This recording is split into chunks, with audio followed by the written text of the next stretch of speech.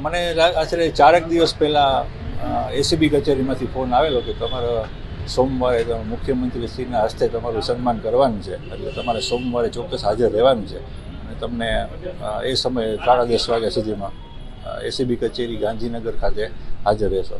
એટલે એ પ્રમાણે હું ગયેલો હતો અને મુખ્યમંત્રીશ્રી આવીને મેં જોયું તો જે લોકોએ ફરિયાદ કરવાની હિંમત દાખવેલી હતી, પોતાના ઉપરી અધિકારી વિરુદ્ધ ફરિયાદ કરવાની, કે જે લાંચની માગણી કરતા હોય, કે જે એવી પોઝિશન ઉપર હોય કે જેને વિરુદ્ધ ફરિયાદ કરવામાં લોકો સંકોચ અનુભવતા હોય, કે પોતાને નિર્ભયપણે ફરિયાદ કરવા તૈયાર ન હોય, એવા તમામ 7 ફરિયાદીને પણ બોલાવેલા હતા.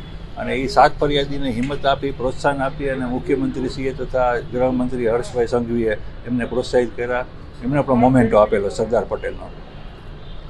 એટલું થયા પછી મુખ્યમંત્રીશ્રીએ પણ એમ પણ કહ્યું કે ભાઈ આ બધી પરિસ્થિતિ ત્યારે પોસિબલ છે કે જ્યારે એક રિઝલ્ટ છે એ સજાના સ્વરૂપમાં આવે. કોઈ પણ કેસનું રિઝલ્ટ છે એ જો બધાને છોડી દેવામાં આવે તો આ બધી કેસો કરવાનો ને એનો કોઈ અર્થ રહેતો નથી.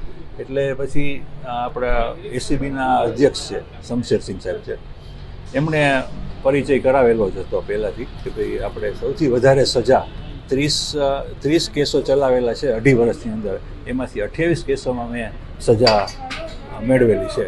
એટલે એ ધ્યાનમાં રાખીને મારી પણ ભલામણ કરવામાં આવેલી હતી. મુખ્યમંત્રીશ્રીને આ બધી મારા પરફોર્મન્સની કે આખા 9 વર્ષની અંદર 117 કેસોમાં સજા કરવામાં આવેલી છે, 28 કેસોમાં ભ્રષ્ટાચાર વિરોધી કેસોમાં સજા કરાવેલી છે, 27થી વધારે કેસોમાં પોક્સોમાં નાબાલિગ દુષ્કર્મની પીડિતો છે એમના આરોપીઓને સજા કરાવેલી છે.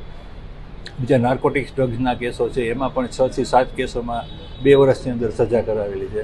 એટલે એ બધું પરફોર્મન્સ જોઈ અને મને સન્માનિત કરવામાં આવેલો છે.